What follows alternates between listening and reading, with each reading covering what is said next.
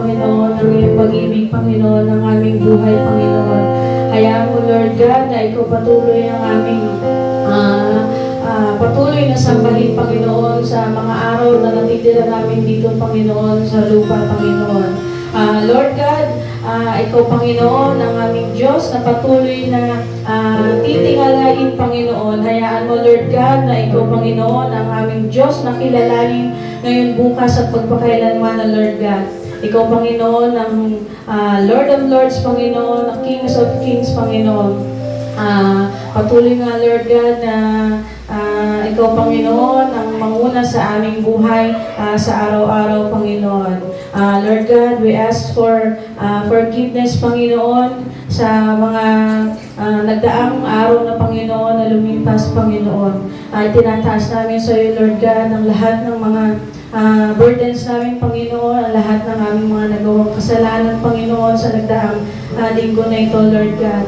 You know our heart, Panginoon, na hindi nalilingid sa iyo, Lord God, ang mga nagagawa namin, Panginoon. Maaaring maitago namin to sa mata ng mga kapwa namin, Panginoon, but sa iyo mga mata, Panginoon, na hindi ito maaaring maitago, Lord God. Patuloy na, Panginoon, ang iyong grace ang magbigay sa amin, Panginoon, ng kapatawaran, Panginoon, sa aming mga nagagawa, Panginoon, sa araw-araw, Panginoon. At Lord God, we thank you, Panginoon. Kulang ang salitang salamat, Panginoon, sa lahat ng biyaya na nagdaan sa amin, Panginoon. Maaaring marami kaming pinagdaanan throughout these days, Panginoon, but still, your blessing, Panginoon, is countless, Panginoon. Hindi matutugmasan ng kahit na anong problema, Panginoon. Lahat ng biyayang pinagkakaloob mo sa buhay ng bawat isa, Panginoon. Lord God, itinataas namin sa iyo, Panginoon, ang music team, Panginoon. Maraming salamat sa mga talentong pinagkaloob mo sa kanila, Panginoon, na hanggang ngayon, Panginoon, ay patuloy silang nagpapagamit sa iyo, Panginoon. Hayaan mo, Lord God, na bigyan mo sila ng araw-araw na kalakasan, Panginoon, na upang magamit nila, Panginoon, ang kanilang talentong pinagkaloob mo, Panginoon. At ganun din, Lord God, na itinataas ko sa iyo, Lord God, ang aming preacher ngayong araw na ito, Panginoon. Maraming salamat, Panginoon, sa buhay mo na ipinagkaloob sa Kanya. Hayaan mo, Lord God, na pagkalooban mo pa siya, Panginoon, ng love to serve, Panginoon, dito sa iyong mga anak, Panginoon. Hayaan mo, Lord God, na patuloy siyang magkaroon ng malakas na pangangatawan, Panginoon, sa kanyang buhay, Lord God. Itinataas din namin sa iyo, Panginoon, ng mga kapatiran namin na wala pa dito, Panginoon. Ano man ang kanilang kadahilanan, Lord God, hindi ito magiging sapat upang hindi mapaglaanan, Panginoon, ng iyong araw na dapat nakalaan, Panginoon. Ipaalala mo sa kanilang mga puso, Lord God, na ang araw na ito ay sa iyo lamang, Panginoon, matatagpuan ng tunay na kapahingahan sa kanilang buhay, Lord God. Maraming salamat, Panginoon. And this we pray in Jesus' name. Amen.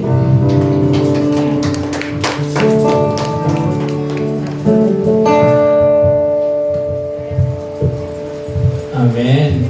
Ayan po, at alam ko po, some of you ay talagang nag-prayer and fasting po, and nakita po natin yung pagkilos po ng Panginoon sa bawat isa sa atin, at nakita natin na talagang tagumpay ang naghihintay sa bawat isa po sa atin. Kaya po, pwede po bang batiin mo yung katabi mo, high five, yakap, or ano pa yung nais mo ibigay sa kanya. Dahil masarap pong maglingkod sa Diyos ng sama-sama, masarap pong nagkakaisa, masarap pong nagmamahalan, patungo po sa isang direksyon para po sa Panginoon. Kaya po sa awitin ito, sabi po dito, will be faithful, let us lay aside lahat ng anuman yung mga cares ng buhay, maging ng mga kasalanan, or anything na nagpapagabagabag sa ating mga kaisipan. Awitin po natin, will be faithful.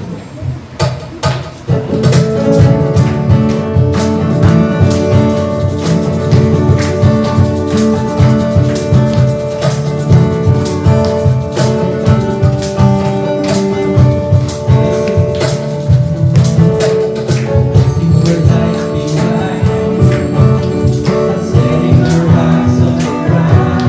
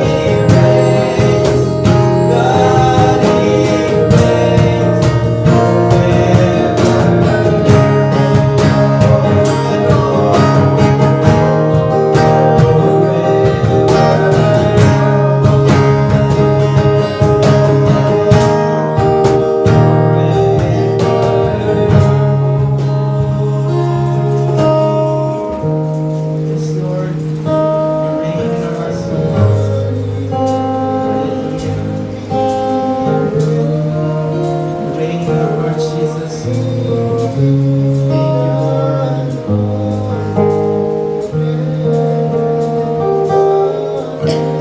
Panginoon, nanatili kang nasa trono mo, Panginoon. Salamat po.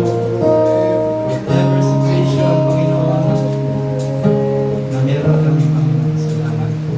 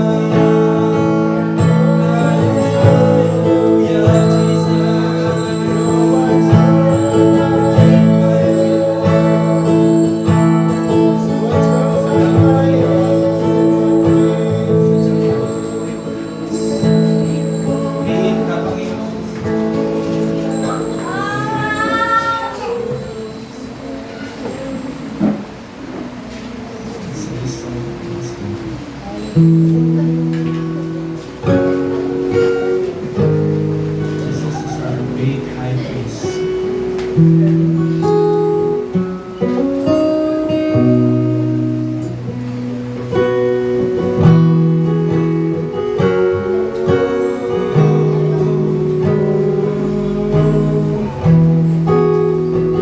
Let's sing.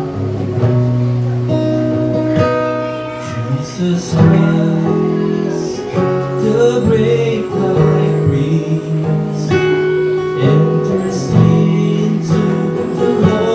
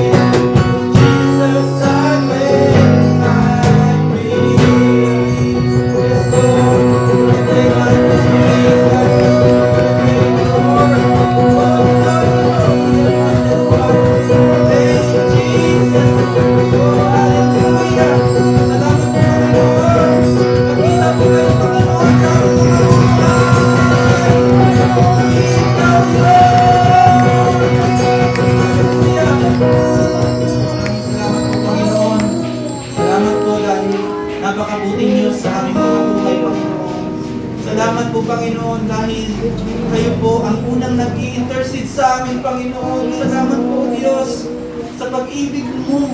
Salamat po, Diyos.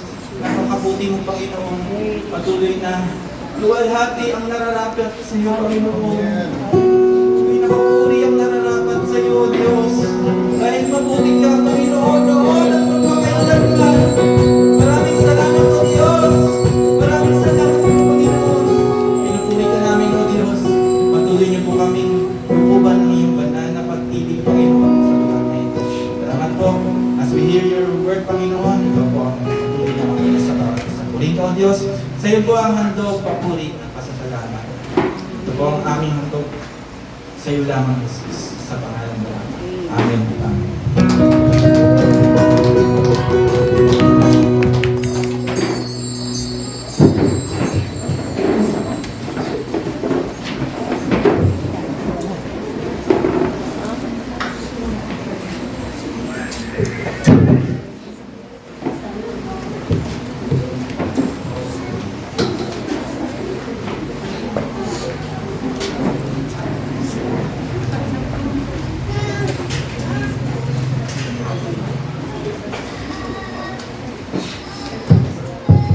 Hello, good morning po. So, dadako na po tayo ngayon sa announcement.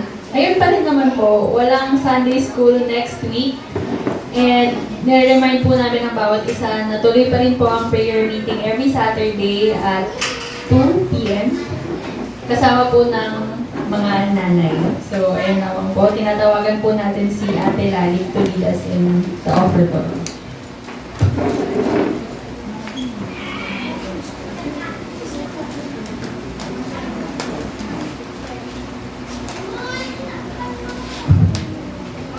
Sige po, tayo manalangin para sa ating pagbibigay.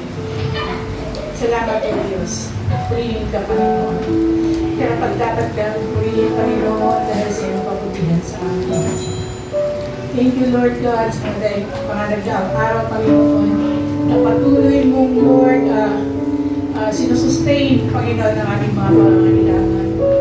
Pabuti mo sa amin, O Diyos. Lord God, minsan kami po hindi tapat, Panginoon. Pero minsan, Panginoon, lagi kang hindi kaya, Lord, nagkulang sa amin. Tapat ka lagi, Panginoon. Kaya narapat dapat kang pasalamatan, O Diyos. Thank you, Lord God, sa aming mga kalakasan. Thank you, Lord God, sa mga pinagkakakitaan namin, O Diyos. Lord, nawa, Panginoon, ilagak mo po sa aming mga puso, Panginoon. Lord, ang kagalakan na ng mga puso na, Lord, handang magbigay, Panginoon, sa nararapat para sa inyo, God. Lord God, maging man, Panginoon, sa mga wala pong trabaho, O Diyos, tinataas ko po sila sa inyo, Panginoon. Lord God, nawa masumpungan, isang araw, Panginoon, ang trabaho, Panginoon, ng kalooban mo, Panginoon. Lord God, i-bless mo po ang lahat na nararito, Panginoon. Thank you, Lord God, sa kabutihan mo, Panginoon.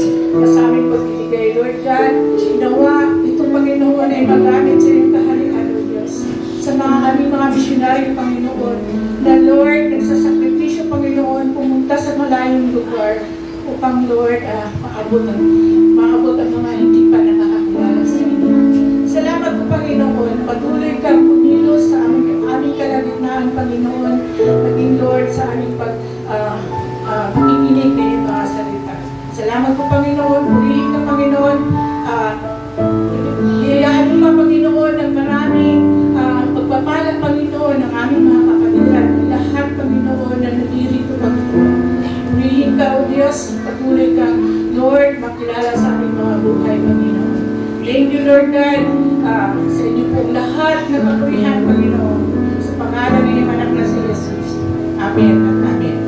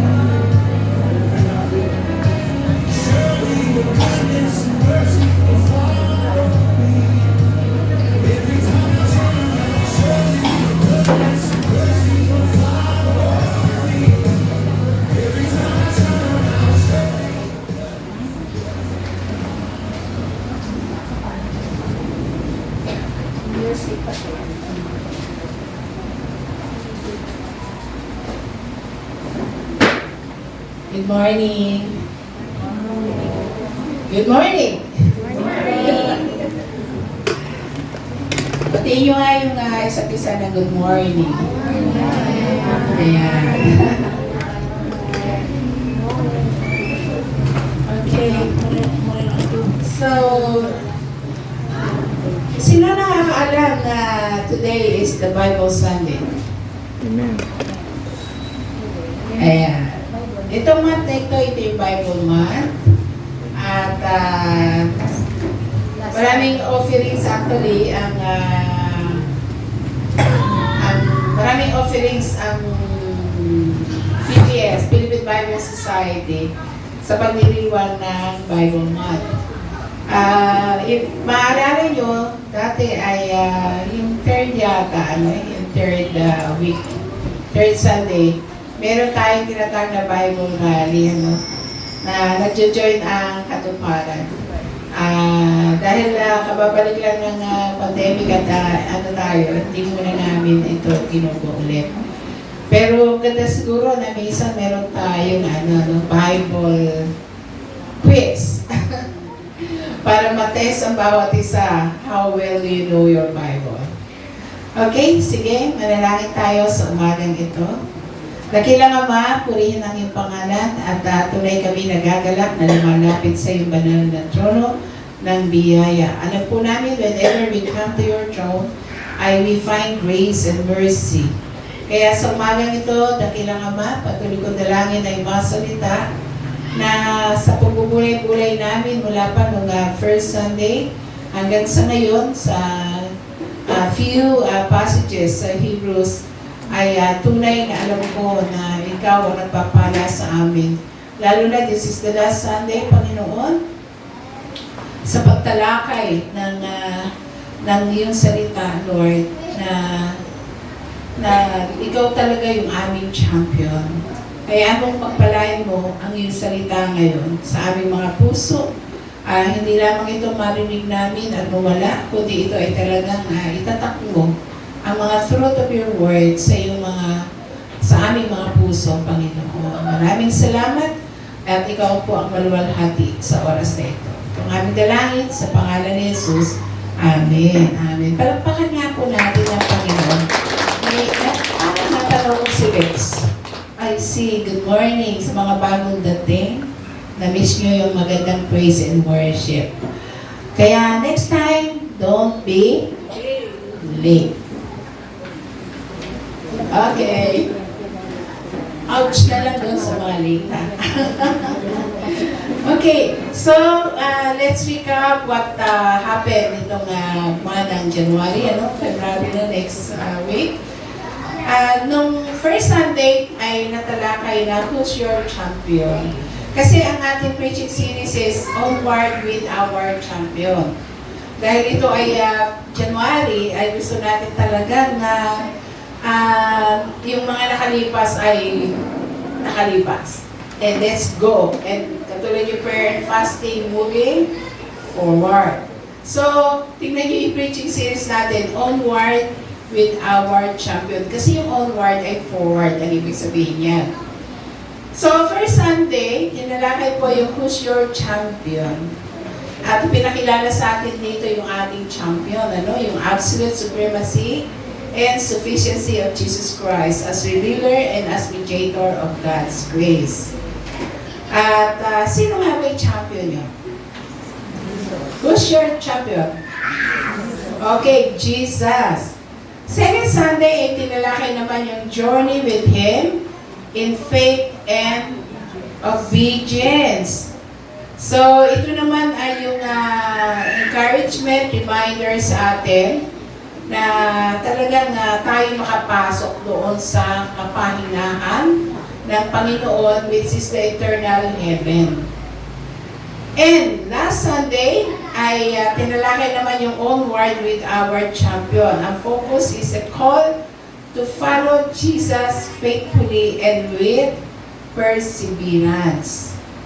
So, if Jesus is your champion, no doubt, you have to journey with Him in faith and obedience. If you confess Jesus is your champion, walang alinlangan na kaya mong maglakbay sa ibabaw ng mundo kasama si Kristo in faith and obedience, right? Pero yun bang nangyayari sa atin? If we confess Jesus is our champion, we should journey with Him in faith and obedience. Ito yung lagi nating tinatalakay, no? Kasi yung Great Commission is about discipleship. And discipleship is obedience. Ayun. So, then, no doubt that we can onward, moving forward sa buhay na ito, kasama kasi natin si Kristo. Ganun lang yun kasimple. Dapat yun na take away natin, ano? And today, tatalakayin po natin yung the only champion indeed. Hindi ba? Who's your champion? Jesus. Pero ngayon, gusto kong bigyan pansin, the only champion indeed. Wala na. Meron pa ba kayo nakitang champion ng buhay niyo? Totoo? Minsan ang thinking natin, baka kayo na maganda. Minsan yung trabaho natin. Minsan, ang tinatanong nating champion yung profession, katalinuhan natin. Tama? O baka meron pa kayo ibang champion dyan na nakatago. Ayun. Baka yung girlfriend, o yung boyfriend, o kaya yung asawa nyo. Baka yun ang thinking nyo na champion. Mga kapatid, there's no champion in this life and in heavenward but Jesus. Siguro talagang kung itong message na ito ang nakalagay sa buhay natin, there's no need for us to worry, to be afraid, to be disappointed, to be bitter in life, right? If He is really our champion. Like sa mga previous na preaching na tinalakay, ay nakilala ba sino author? Nakilala ba sino author dito ng Hebrews? Hindi. The author identified neither himself nor the people to whom he was writing. So, sa iba kasi mga epistle o book, pinakikilala yung author, pinakikilala rin yung sinulatan. Pero ito ay hindi. Neither na in-identify yung author o kaya yung recipient. Pero, pag binasa mo yung 13 chapters na kabuuan ng libro ng Hebrew, may maliwanag na pinupuntirya doon sino yung mga sinulatan niya. At malinaw doon na he was writing to Jewish Christians. Na yung Jewish Christians na nandun na yung they are being tempted to give up their faith and give up on God. Ito yung picture ng mga taong sinulatan dito sa aklat ng Hebrew, Jewish Christians. Kasi ang Jewish na convert sa Christianity. Pero may mga Jew na hindi na convert. Ano pa rin sila sa tinatawag na kanilang religion, which is Judaism. So, look at this, na nandun ka sa lugar na yon, na ipinanganak ka na yun ang iyong religion. And afterwards, you have been converted sa tinatawag na Christianity. So, kaya maaaring ikaw ay dumadanas na ng pag-disown. Ayun. Yung natetreten yung life mo, Ano pa ba yung mga persecution, deprive ka ng mga good things sa family. Alam niyo ba na meron tayo sa kapanahonan na ngayon na doon sa mga lugar na hindi ko na babanggitin yung group na yon, pero pag na-convert ka, pwede kang patayin ng pamilya mismo mo. Kasi sa kanila, that's heroic. Ayun. Kaya makikita nyo, imagine nyo yung mga sinulatan na ito ng author.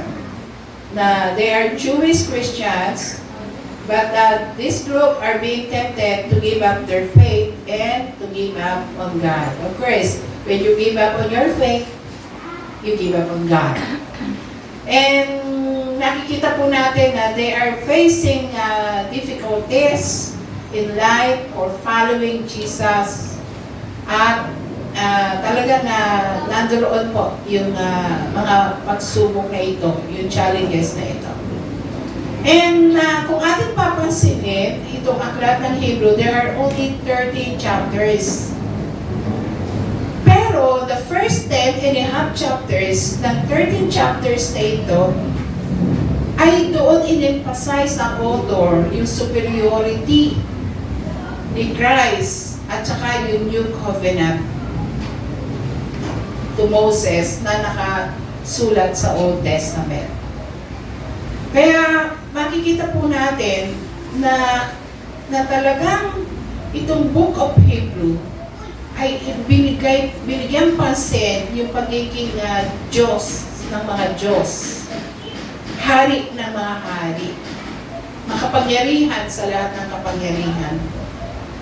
Kaya titingnan po natin yun. Kung mapapansin nyo yung second week, Journey with Him in Faith and Obedience, ito po kasi yung kasunod na passage.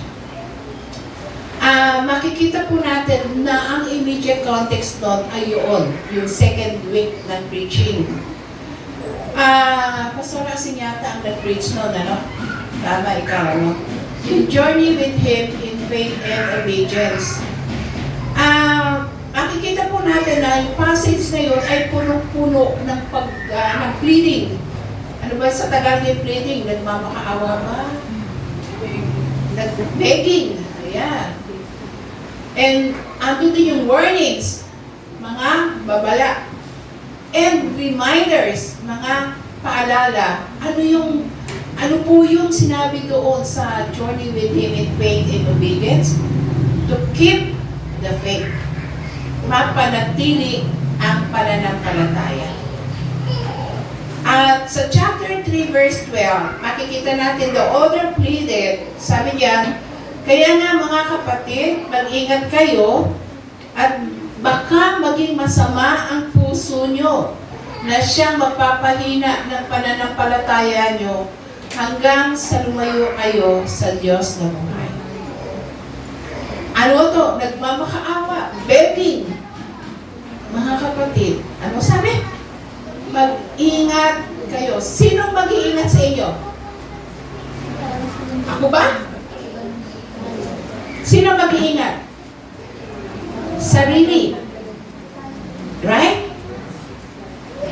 Kaya minsan, pag kayo ay may mga nangyari sa inyo, huwag nyo sisihin si pastora.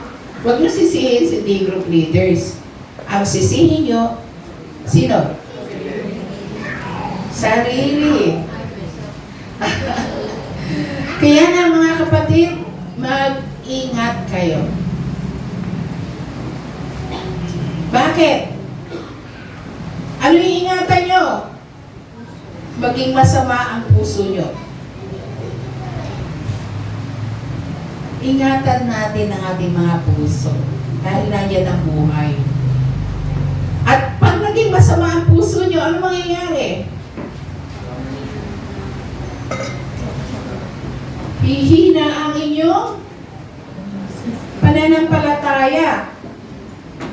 At ang worst scenario noon, hanggang kung hindi nyo kasi maingatan ang inyong puso, ano mangyayari? Sabi niyan, hanggang sa lumayo kayo sa Diyos na buhay. Kasi hindi naingatan ang puso. Remember, our lives belongs to God. Iiwan natin lahat ang buhay natin dito. Doon tayo sa kabilang buhay sa piling ng Diyos. Kaya ingatan natin ang ating mga puso na hindi ito maging masama. Kasi hihina ang pananampalataya hanggang hindi nyo na lang namalayan, malayo na kayo sa Diyos na buhay. Amen? Okay, another reminder. Kasi naalala niyo yung preaching na yun, ni-remind niya yung rebellion ng Israelita while in the wilderness. Na to the point, God refused them entry into the promised land. Sino lang ang nakapasok sa promised land? 20 below. Yung mga ipinanganak na doon sa wilderness. And lahat na lumabas ng Egypto, nangamatay doon sa ilang lugar. Kaya ingat tayo. So, anong reason? Bakit sila hindi nakapasok doon sa lupang pangako? Because of unbelief. Unbelief. Hindi na ingatan ang kanilang pananampalataya. Basahin natin yung chapter 3:19. Sabi diyan, kaya malinaw na hindi nila nakamtan ang kapahingahan dahil sa kawalan ng pananampalataya sa Diyos. Kaya hindi ba mayroong passage na ganito, the just shall live by faith. So, then he raised his concern in chapter 4, verse 2.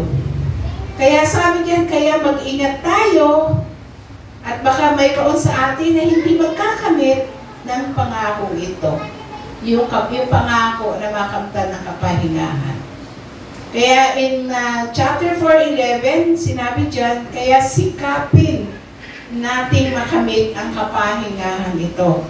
Huwag nating tularan ang mga tao noong una na sumuway sa Diyos at baka hindi natin ito makamtan. So, mga warning ito, ano? And suddenly, in 4:12 to 13, ay minention niya ang salita ng Diyos. Nasabi, sapagkat buhay at mabisa ang salita ng Diyos, at higit na matalas kaysa sa alinmang espadang magkabila ang talin. Tumatapos ito hanggang kaluluwa at espiritu, at hanggang sa kasukasuan at kaloob-looban ng buto. Nalalaman nito ang pinakamalalim na iniisip at hinahangad ng tao. Ang salita ng Diyos ang buhay natin. Pero ito ang ayaw nating basahin. At ito rin yung ayaw nating sundin. Parang sinasabi natin, mas matalino ako kaysa sa salita ng Diyos. Pag kasi we were confronted with the Word of God at hindi mo ito sinunod, parang sinasabi mo, matalino ako sa Diyos. Right? Tama ba? Ang tigas kasi ng ulo natin. Ano? Kaya sabi, ingatan nyo. Kaya nga yung sinabi rito ang salita ng Diyos, higit pa daw na matalas. Nakakita na ba kayo ng espada magkabila ay talim? Kahit saan ba siwas yun, patay. Putol. Ganyan ang salita ng Diyos. Higit pa. Naranasan nyo bang i-review kayo ng Word?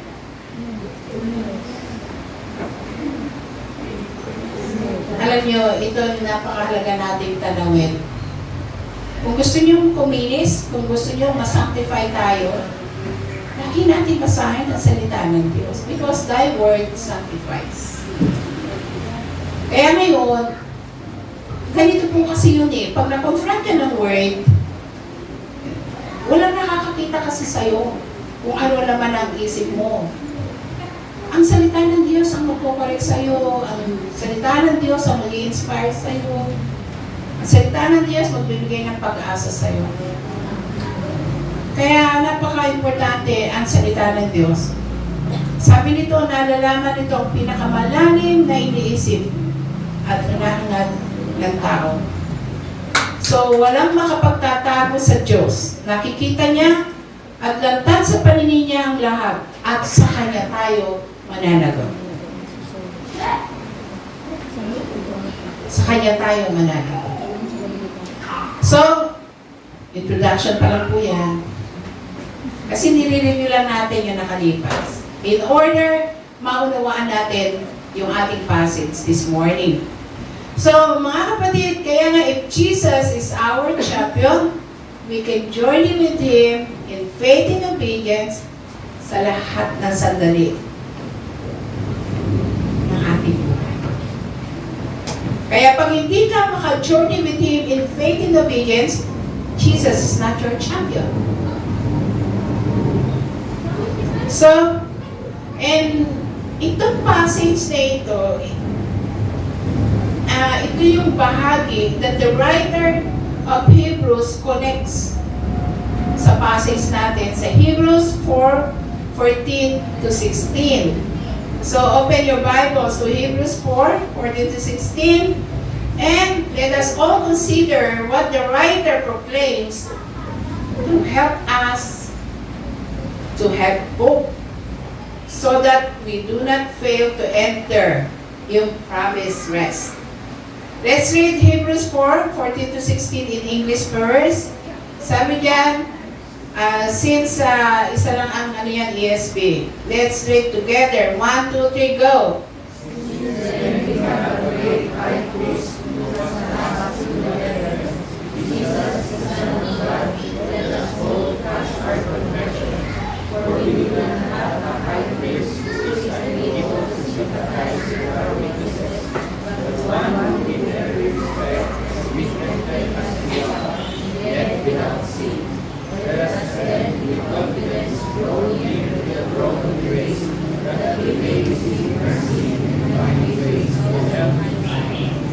Okay, let me read to you in Tagalog.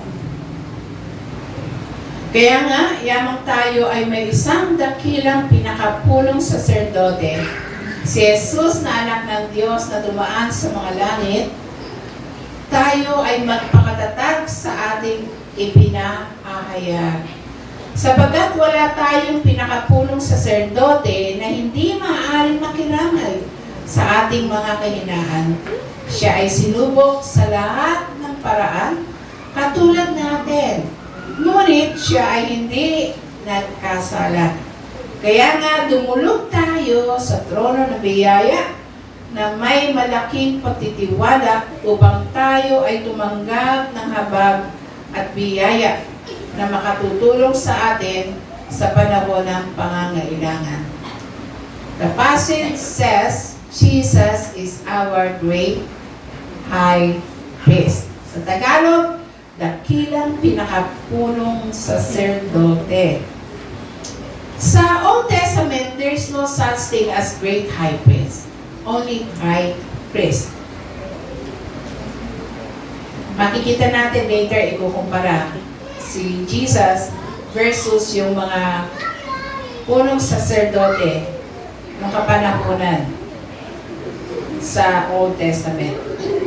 So ngayon, ating tatalakayin yung pagiging great high priest ni Jesus.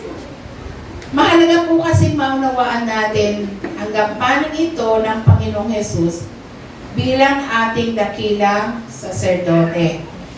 Dahil kung paanong hinandog niyang minsan ang buhay niya para sa kaligtasan natin sa ating mga kasalanan, ang gampanin niyang ito bilang dakilang saserdote, ito po'y nagpapatuloy.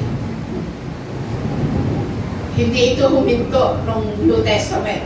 Nagpapatuloy po ito hanggang sa tayo ay makapili na ng Diyos sa kabilang buhay. Mula po nang siya umakyat doon sa langit, naalala niyo sa Acts chapter 1, makikita natin na siya po ay umakyat sa piling ng Diyos. Ayun, mula nang umakyat siya muli sa langit, lumuklok sa kanan ng Ama hanggang sa ngayon, at magpakailanman patuloy siya magiging ating dakilang saserdote. Mamaya, ma-appreciate naman nga natin yung ministry ng pagiging great high priest ni Jesus. But bago natin maunawaan ng lubusan, we need to discuss yung tinatawag na the human high priest ni Jesus. Kasi si Jesus po, ito yung parang hirap maunawaan ng marami. Jesus is 100% human. Jesus is 100% God. Hindi hapa, hindi 50-50. 100% human, 100% God. Okay. Sabi diyan, bakit kailangan na si Jesus ay maging human high priest? Being a truly human high priest, He perfectly represents us before God. Kailangan niya magkatawang tao para maranasan niya ang pagiging isang tao. Tingnan niyo yung sabi sa 2:17 ng Hebrew. Ito ang dahilan kung bakit kinailangan magkatawang tao ni Jesus upang maging katulad siya. Nino? Ng mga kapatid niya. Sino ba yung mga kapatid niya? Tayo. Sa lahat ng bagay. Ano ibig sabihin nun? Name it. Ano naranasan mo? Name it. Sa palagay mo ba, hindi ito naranasan ni Jesus? Sa ganoon, sabi diyan, siya ay magiging punong pari nila, maawain at tapat na makapaghahandog sa Diyos para sa kapatawaran ng mga kasalanan ng tao. Isinandog niya ang kanyang sarili. And that is minsanan, yun ang sabi.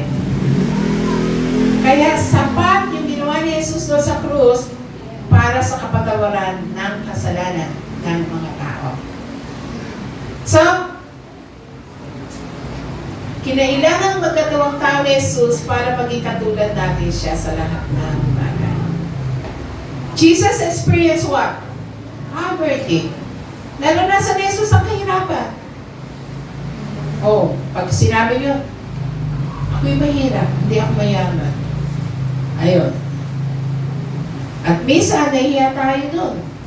Pero Jesus experienced poverty. Saan po siya pinanganak? Ano ba yung sabsaban?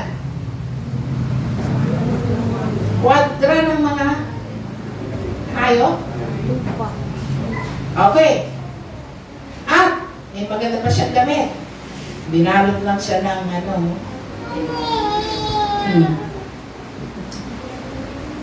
Kasi wala na silang kwarto doon sa hotel, sa lugar sa inn. Ang inn ang tawag ng panahon na yan. Ano ba yung sabi ni Jesus? The foxes have holes, and birds of the air have nests, but the Son of Man has nowhere to lay his head. Gaganda ng mga bahay, pero siya daw, wala siya. Yung daw, ano ba yung fox? Ano ba sa Tagalog yung lobo? Meron daw sila mga tuluyan. Yung din mga ipon, meron silang, nest. Pero yung anak ng tao, wala mahigaan. Na-experience ko yan. Doon pa kami nakatira ni Pastor Elsie sa bahay ni Sister Joy Villegas. Naalala niyo yung pula nating upuan? May buhay pa ba nun? Meron. Yun ang upuan namin noon. Alam niyo, maliit na kasi yung kama niya. Tsaka pagka nananaginip si Pastor Elsie, pwede kang nasiguhin nun. Pero sa Bible school noon. Pagtatabi-tabihin ko po yan, magkapit-bahay kami nila Ate Minya, pagtatabi-tabihin ko po dyan, yung receiving area, tapos meron po doon si Pastor Elsie na parang karton na malaki. Pagkatapos ko pagsalikupin yan, lalagyan ko yan ng karton, then kumot, unan, doon ako natutulog. Nung nato kami sa Alasasin, yung bang matitigas na puno, na nilapad, kasi marami po doon kahoy. Doon kami natutulog na sama-sama ng mga kasama ko na nag-mission doon sa Alasasin. And yung CR namin doon, yung block, imagine nyo yun, walang bowl, walang toilet bowl. At makikita mo na doon yung pag gano'n doon sa ayun. Naliligo kami kasi walang banyo sa ilog. Poverty. Another one, Jesus experienced weariness. Napagod siya. Di ba? Nag-fast siya ng 40 days and 40 nights. Kaya siya po ay nagutom, siya'y napagod. Naalala niyo yung doon siya sa well nakaupo? Na doon niya na-meet yung Samaritana, na babae. Napagod siya at siya'y umupo doon sa tabi ng balon. Temptation. Jesus experienced temptation. Kita natin yun sa Matthew 4. Physical suffering. Di ba? Naalala niyo yung nananalangin siya sa Garden of Gethsemane? Na to the point na mag-drop yung sweat niya ay naging blood. At saka doon sa nakabayubay sa krus ng Kalbaryo. Betrayal. He was betrayed as well. Remember nung nandun po siya sa yung 12, sino yung nag-betray sa kanya? Si Judas. Loneliness. Nung siya nakapako sa krus, iniwanan siya ng kanyang mga alagad. Loneliness. Abandonment. Nung nakabayubay siya, sabi niya, my God, why has you forsaken me? So, sino na ang naulila dito ng mga namatay ng mga loved ones? Abandonment. You feel alone. Then, of course, namamatay siya doon sa krus ng Calvary. Kaya mga kapatid, makikita po natin na as human priest, ay katulad, kailangan niya mangyari ito para maunawaan niya ang bawat isa sa atin. But, hindi lang po siya, yung high priest niya is not just human but divine. Another one pala, nakalimutan ko, he is divinely appointed. As human priest, siya rin po ay pinagtiwalaan ng Diyos na ministry na ito. Sabi niya, ganoon din naman, hindi si Kristo ang nagparangal sa sarili niya na maging punong pari, kundi ang Diyos. Sapagkat sinabi sa kanya ng Diyos, ikaw ang anak ko at ngayon ipinahayag ko na ako ang iyong ama. At sinabi pa ng Diyos sa ibang bahagi ng kasulatan, ikaw ay pari magpakailanman tulad ng pagkapari ni Melchizedek. So, that's the human high priest. Let's go to the divine high priest. Kaya makikita po natin na hindi naging sapat yung mga punong saserdote at yung mga offering nila noon. Kaya ibinigay ng Diyos si Jesus sa atin. Kasi lahat na yon ay hindi perfect. Just to prepare lang yung actual na magaganap. So tingnan natin kung bakit napakadakila talaga ng ating pinakapunong saserdote. Let's look at the divine high priest first. Nakatangian niya as divine high priest, he is sinless. Sinless. Kasi po lahat ng mga punong saserdote doon ay makasalanan. Pero si Jesus, he is sinless. Basahin po natin yung Hebrew 26. Doon na lang kay Mama. Kay Mama. Okay. Okay, sabi sa Hebrew 7, kaya si Jesus ang punong pari na kailangan natin. Pakita na ba? Okay, okay na. Okay, so sabi niya, banal siya, walang kapintasan, walang kasalanan, hiwalay sa mga makasalanan, at itinaas ng higit pa sa kalangitan. Tingnan niyo po yung verse 27, hindi siya katulad ng ibang punong pari na kailangang maghandog araw-araw para sa kasalanan niya at pagkatapos para naman sa mga kasalanan ng tao. Si Jesus ay minsan lang naghandog para sa lahat nang ialay niya ang kanyang sarili.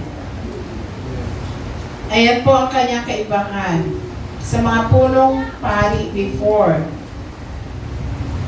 Another one about sa divine high priest, he is eternal.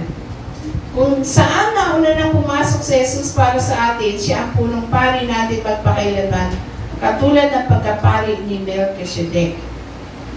So, 100% human, 100% God. Kaya, He is the perfect offering for our sins.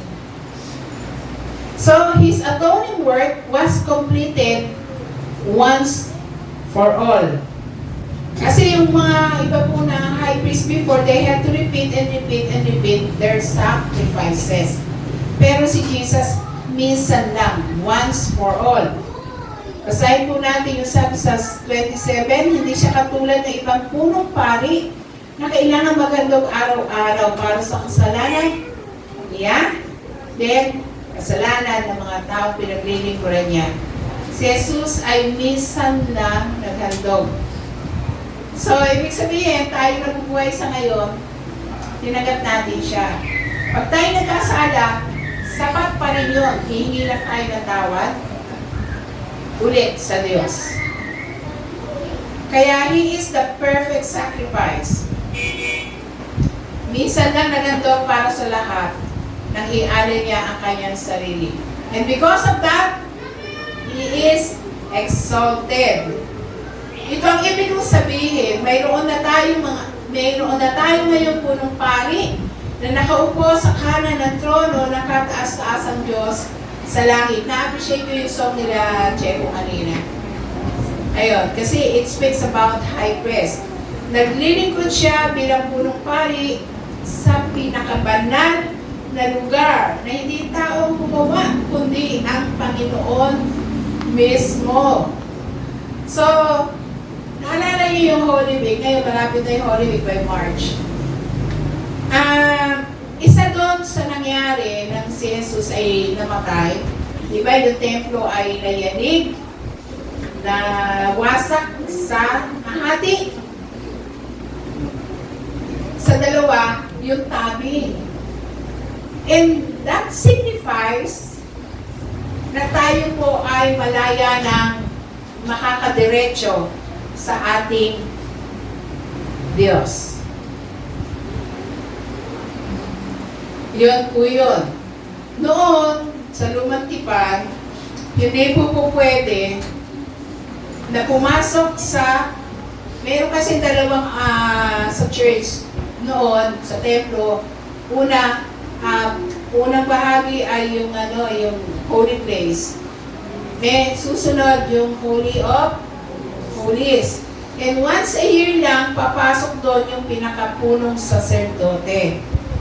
At yung punong saserdote, pag siya pumasok doon para mag-offer ng offering, sin offering, una sa sarili niya, pangalawa ay sa mga tao. But there were times, sa pagpasok niya doon sa dakong kabanal-banalan, meron pong namamatay na saserdote. At ang damit po ng isang saserdote, may phylacteries na tinatawag, may maliliit na bells sa laylayan.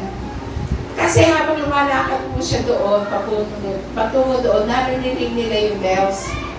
Pagka hindi na po nila narinig yung bells, may tali po pala siya pag pumasok doon. Kung sakali kasi na siya mamatay sa loob, wala pwede pumasok doon, hihilain na lang siya. Kaya nga noong unang panahon, may takot ang mga tao na lumapit at humarap sa Diyos kasi mamamatay sila. Naalala niyo po,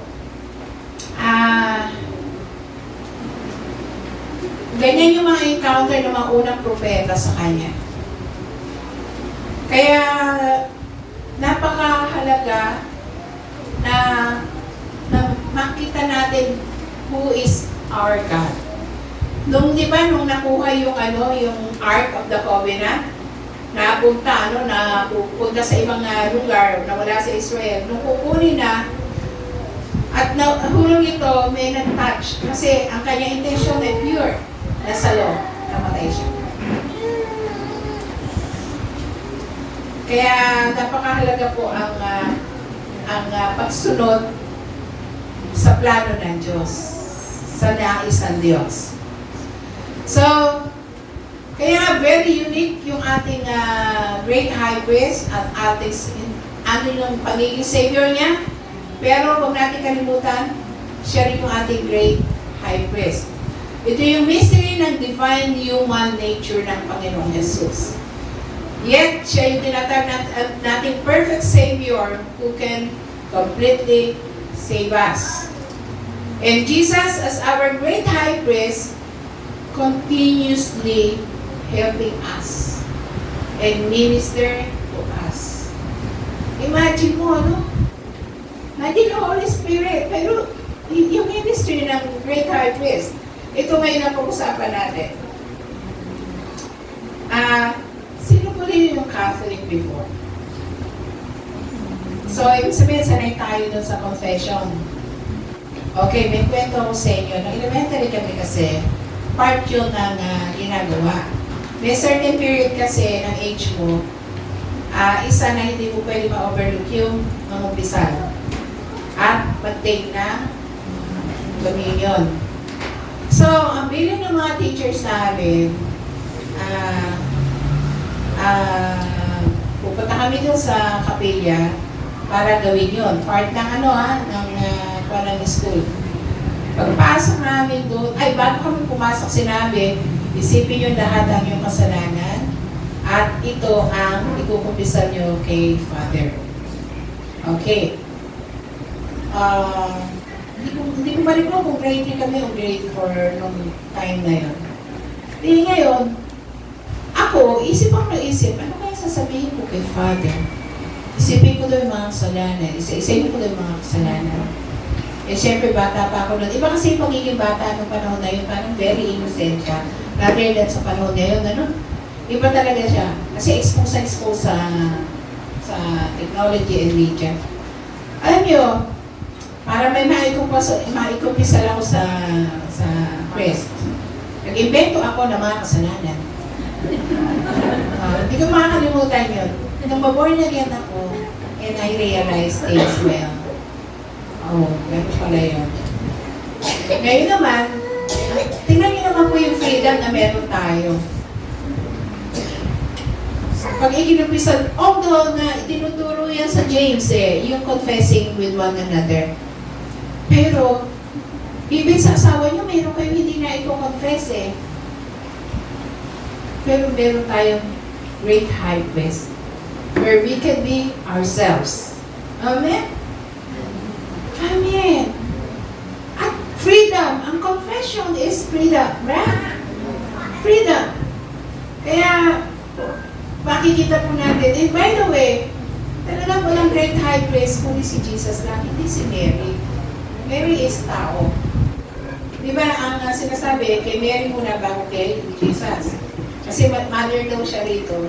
Malakas siya. Pero sabi nga ng di ba meron pa kasi sa gospel na mapalad ang babae na padedi sa'yo.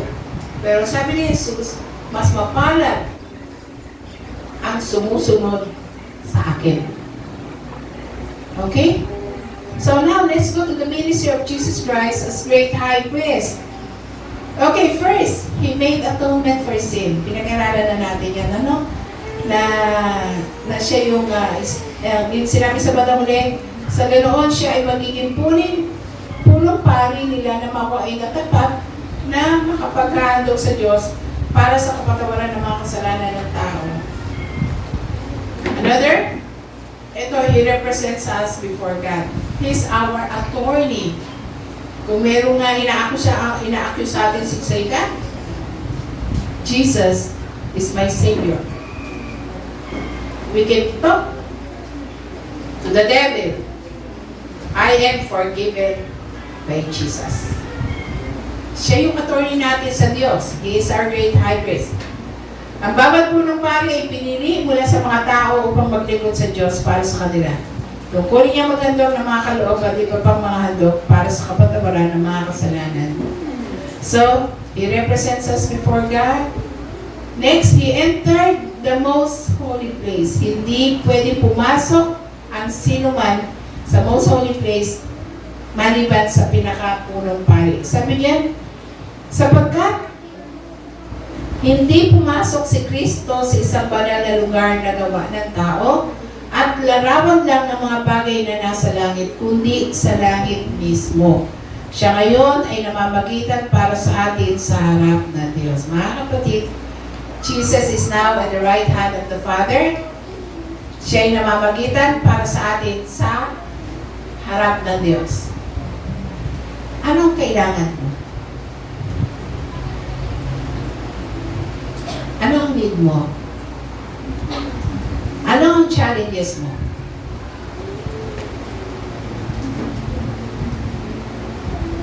Talk to Jesus. Amen? Talk to Jesus. Kaso pagka mga ganito pagkakataon, saan tayo lumalapit?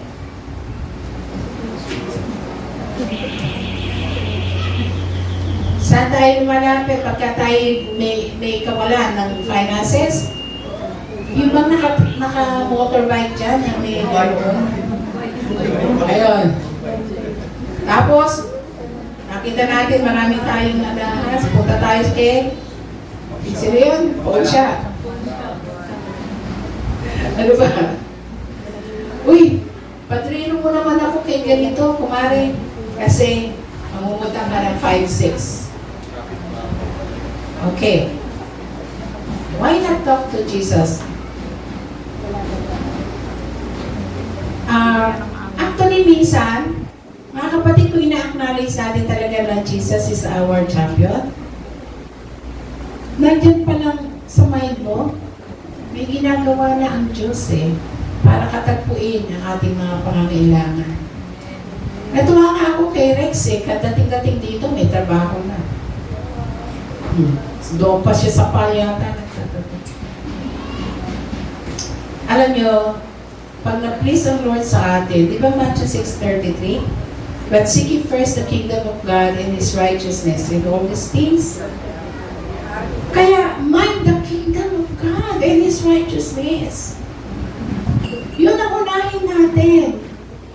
Hindi ko ang Diyos para hindi ka katagpuin sa lahat ng need mo.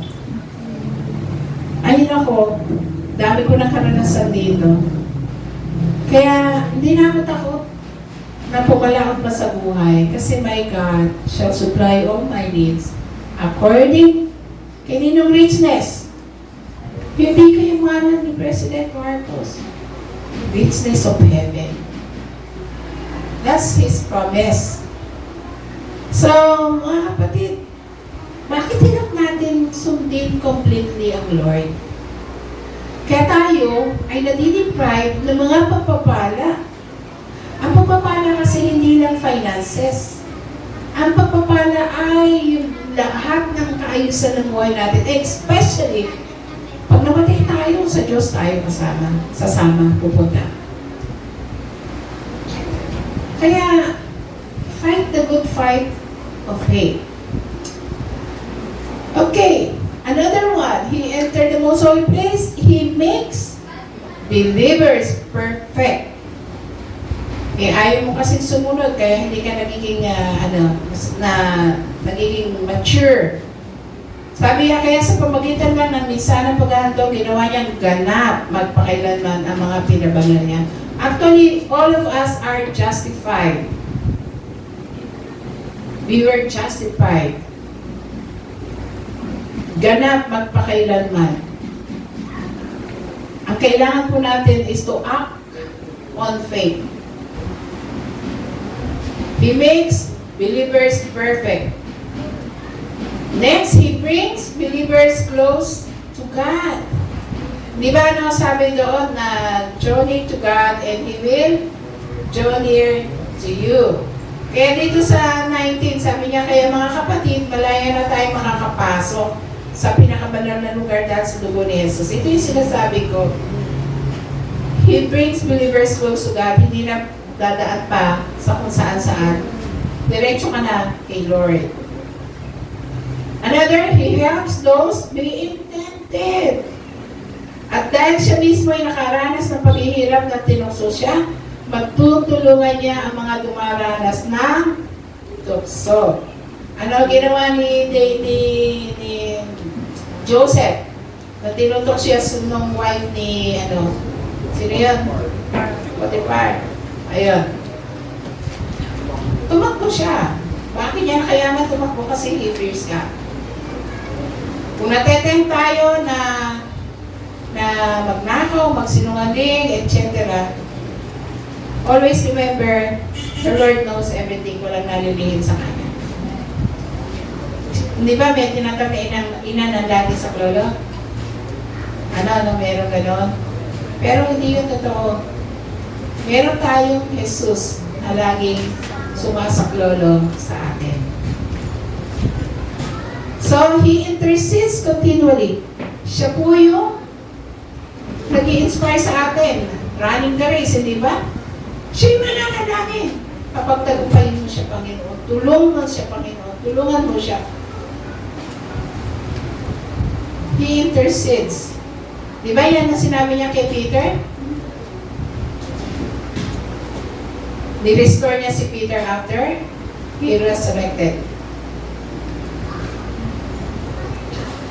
Kaya, mga kapatid, siya yung nandun. Kaya tingnan niyo po yung sabi rito, yung ating intercessor, ang tunay na intercessor na nananalangin sa atin para magtagumpay ay si Jesus. Ngunit si Jesus ay walang kamatayan. Kaya hindi na ililipat sa ibang kapagkapari niya. Kaya maililigtas niya ng lubos at sinumang lumalapit sa Diyos sa pamamagitan niya dahil nabubuhay siya magpakailanman upang pamagitan para sa kanila. Mga kapatid, we have the total, complete salvation, past, present, and future. Ano man ang ating pangangailangan naroon si Jesus para tayo ay tulungan. Grabe, no? Hindi lang pala kaligtasan. Ang ginampanan niya, maging yung pagiging isang dakilang sacerdote ng ating buhay. Kaya naman, masasabi natin na wala na tayong ibang kailangan pa, kundi si Jesus. With Jesus, we have everything. Pwede nyo ba sabihin dito sa iyong sarili? With Jesus in me, I have everything. Mga kapatid, with Jesus, we have everything. Wala tayong ibang lalapitan o tatawagin, aasahan, pagtitiwalaan, kundi si Jesus.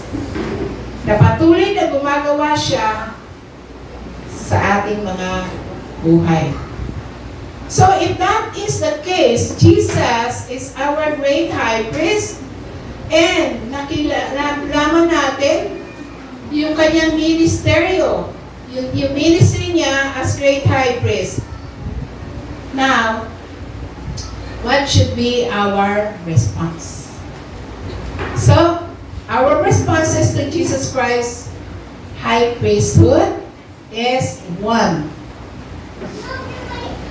Ito yung introduction ko. A call to keep the faith. Mga kapatid, He is calling us na maingatan ang ating pananampalataya to enter His rest. A call to keep the faith. Sabi niya, kaya panghawakan natin mabuti ang pinaniniwalaan natin dahil mayroon tayong dakilang punong pari na pumasok sa kalangitan at walang iba kundi si Jesus na anak ng Diyos. Nadarama rin ang ating punong pari ang lahat ng kahinaan natin dahil naranasan din niya ang lahat ng pagsubok na dumarating sa atin pero hindi siya nagkasala. Mga kapatid, nariyan ang ating punong dakilang sacerdote. A call to keep the faith. Mahalaga po ito. Actually, our agenda here is not other than to glorify the Lord. Yung nag-exist lang tayo dito, higit dahil kailangan natin kumain, trabaho tayo, pero magtatrabaho tayo ayon sa kalooban ng Diyos. Hindi yung kaparaanan na easy money, pero kapalit pala kaluluwa natin. A call to keep the faith is in obedience with Jesus. Then, here is an invitation to seek God's help in times of need. Mga kapatid, sabi niyan, kaya huwag tayo mag-atubiling lumapit sa trono ng mawaing Diyos para matanggap natin ang awa at biyayang makatutulong sa atin sa panahon ng pangangailangan. Nag-atubili po ba kayo lumapit kay Jesus? So, wag po tayo mag-atubili. Wag tayong mag-atubiling lumapit sa trono ng mahabaging Diyos para matanggap po natin yung awa at biyayang makatutulong sa atin sa panahon ng pangangailangan. Then another one, kanina a call to keep the faith, an invitation to seek God's help in times of need. Then an invitation to draw near to God. To draw near to God. Malaya po na tayo makapapasok sa pinakabanal na lugar dahil sa ginawa ni Jesus doon sa krus ng Calvario. So, ano po ibig sabihin ng mga ito? Na He is the only champion indeed. The only champion indeed. Nasa kanyang tagumpay natin? Wala na. Nasa kanya ang lahat ng need natin. Name it. Name it. Kaya nga, however desperate, naranasan na ba natin maging desperado sa buhay? However, our situations are hopeless. Para bang yung sitwasyon wala ng pag-asa. Mga kapatid, there is Jesus. Buhay magpakailanman. Kung sisiyasatin natin ang iba't ibang sitwasyon natin sa buhay natin, panglabas at pangloob, look at the inside of your heart and look at the outward of your life. Gaano mo kailangan? Gaano mo kinakailangan si Jesus sa buhay? Is Jesus really your need? Mukhang hindi naman kailangan si Jesus eh. Minsan the way we live our lives, kaya sila. Pag maganda ang buhay natin, okay lang. Wala si Jesus. Kaya alam niyo, minsan pinapahintulutan ng Diyos na tayo ay malagay sa pinakadulo ng physic natin para makilala natin, para maalala pala natin siya. Sana, yung parang sinabi niyo sa inyong mga asawa, ano yun? In poorer, in richer, in health, For better or for worse, richer or poorer, for better or for worse, for better, for worse, for richer or poorer, hanggang kamatayan, right? till death do us part. Mga kapatid, our only need in this life is Jesus. Because with Jesus, we have everything. Kaya mga kapatid, ito yung good news. Ito yung good news. Jesus stands with us no matter what. In all times. Nagawa na po niya yung kanyang part sa atin. Ang kanyang invitations ay laging nariyan. So, gawin natin yung bahagi natin. Ano yung bahagi natin? Magpatuloy sa pananampalataya. Laging hanapin ang Diyos sa mga panahon ng pangangailangan at lumapit ng buong pagtitiwala sa Kanya. Kaya nandyan po yung warning na ibinigay sa atin. If we fail to enter the rest, that is because of our unbelief. So, it means to say, do not give up amidst of the weight of trials and temptations. Do not quit because of your suffering, because we have a great high priest who has experienced life like we do. He also had to faithfully endure. He knows how hard it is. Naranasan niya ito mismo. He knows sufferings, he knows pains, he knows temptations, he knows trials, he knows rejection, he knows hurt, he knows the human experience. Do not quit because you have a God who understands what you are going through in this life. Amen? Kaya nga, ito yung aking iiwan sa bawat isa. I heard it many times, but medyo nilagyan ko lang ng konting change. Inedit ko. When the going, basahin natin sabay-sabay. 1, 2, 3, go! Next time, the top go to Jesus, our only champion indeed. Manalangin tayo. Purihin ka aming Diyos, purihin ka aming Jesus, our only champion indeed. Lord, itatak mo ito sa aming mga puso, sa aming mga kaisipan, na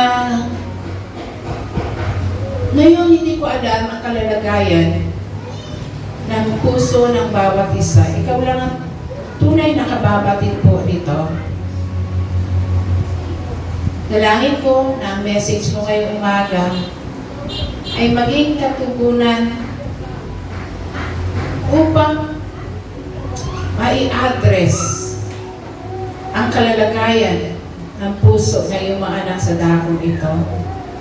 Nawa ito rin ay maging isang paalala sa mga hinaharap na kung makakaranas man ng mga kakaibang sitwasyon sa buhay.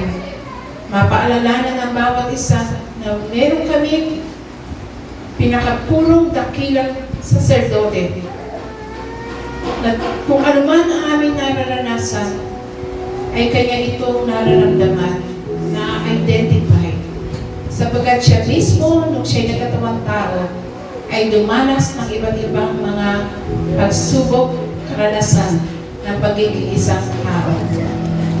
Kaya nga, nawa rin, ito rin maging opportunity for us to remind our friends, our relatives, our families, na kung dumarating ang mga katulad ng pagsubok sa buhay, maipaalala o maipakilala na mayroon palang dakilang saserdote na nakaluklok sa kanan ng Ama upang kami matulungan, upang kami ay makatanggap ng mayamang biyaya at kahabagan mula sa trono ng Diyos.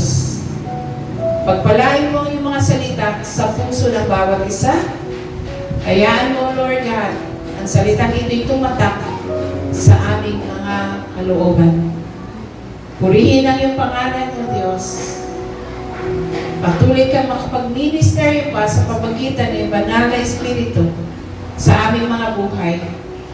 Paingatan namin ang aming pananampalataya sa iyo upang sa gayon hindi kami nabigo na pumasok doon sa pangako mo na kapahingahan sa piling mo sa kalamitan.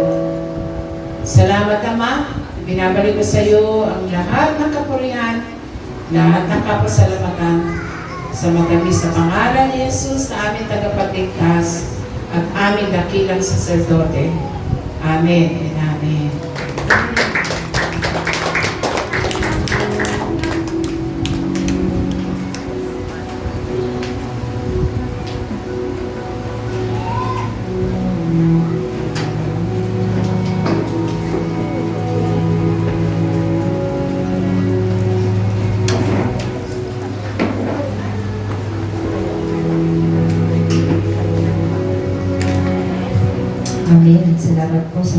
ng Panginoon. Tayo pong lahat ay tumayo at tayo magwakas sa panalangin. Pagkatapos po ay meron tayong celebration. So, sama-sama po tayong sa ating mga pagpapala. Hallelujah. Aming Diyos, salamat nga po Panginoon sa umaga nito. Salamat Panginoon na sa mensahe na aming narinig Panginoon. Tulungan mo nga po kami Panginoon na manatili sa aming pananampalataya sa iyo Panginoon. Na kahit anong mangyari Panginoon, kami maglilingkod sa iyo, sama-sama Panginoon. Makita mo kami Panginoon na tapat na naglilingkod sa iyo aming Diyos. Ikaw ang aming Ama, Ikaw ang aming Diyos, Ikaw ang aming dakilang saserdote, Panginoon. Kaya, O Diyos, lagi mo kaming tulungan, Panginoon, na manatili sa aming pananampalataya. Purihin ka aming Ama, purihin ka aming Diyos. Maging Panginoon sa mga biyaya na aming mga pagsasaluhan. Salamat, Panginoon, for the provision ng bawat family na meron kami. Hindi mo kami pinapabayaan, Panginoon. Lagi mong pinapatunayan, Panginoon, kung gaano ka kadakilang Diyos, Panginoon, na nagpapala sa lahat ng bagay. Kaya, Panginoon, hayaan mong pagsaluhan namin ng mga biyayang ito na mayroong pagpapala, may kagalakan, Panginoon, sa aming puso. Purihin ka aming Ama sa pangalan ni Jesus.